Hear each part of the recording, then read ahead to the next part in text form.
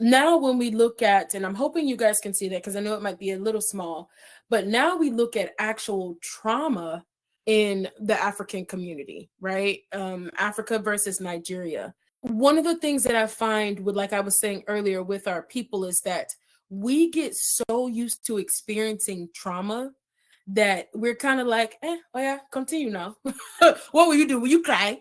Like these are the things that we think of. Like we have to move, we have to keep going. Like there's no time to stop, because if you stop, no one's going to look at your face, right?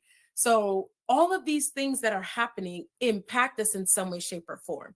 So I want to give you guys a second, like take a look at the numbers, take a look at what it looks like for Africa versus what it looks like for Nigeria in regards to the trauma that is experienced, right? Because what we have here is that across sub-Saharan Africa, PTSD, it ranges from anywhere from 12% to 85%, right? And that's even higher for those people that have been in regions where there's been war or any kind of really big incidences of violence. But here in Nigeria, we also still have really high numbers. Areas like Cross Rivers where there's been conflict, PTSD is almost 80%. So people that have been in that region and have experienced violence that's happening, they're at almost 80% for being like diagnosable for PTSD.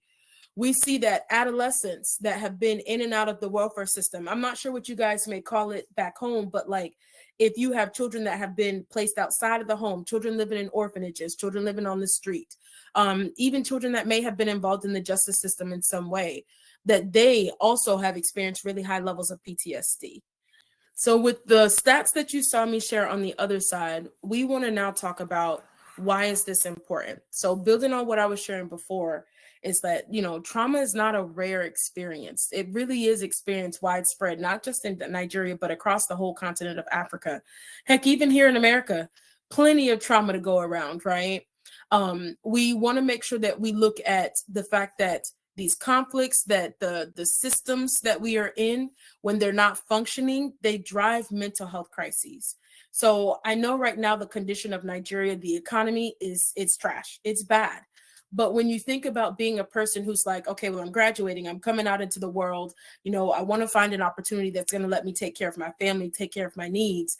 And then you discover that that opportunity doesn't exist. It's very frustrating.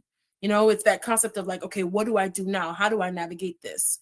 So there's plenty of people that because of the constant obstacles, the constant challenges, it leads to them having mental health issues. And I just want you guys to understand mental health is not just, oh, this person is talking to themselves. They're hearing voices. As we say, oh, this person is mad. Like they've gone mad. They're running the streets like a mad person. Sometimes it's not that extreme. Sometimes it's just this person is really stressed out. They're considering ending their life because they just can't deal with all the obstacles anymore. It could be that this person is tired or they're depressed. It may not always look as clear cut as what we assume. So I just put that on everyone's radar as something to think of when you look at why it's important for us to pay attention to the numbers and then pay attention to what's happening in our communities. This also paints the realities of the fact that there is an urgent need. Like when COVID hit like the whole world, I think a lot of people realized just how important it was to be able to take care of your mental health. From, being locked up and not being able to go to church anymore, not being able to go to work, not being able to see friends and family because you don't want to risk people getting sick.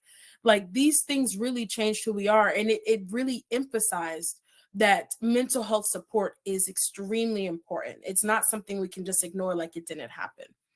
And then the other piece, like Nigeria, a lot of trauma is present in that whether it's at school, it's at home, it's in the community, as we go further into the training, we'll be able to talk about what it looks like to have trauma that you experience in home versus trauma that you maybe experience outside, or trauma that you experience as you're growing up versus like cultural traumas and things like that.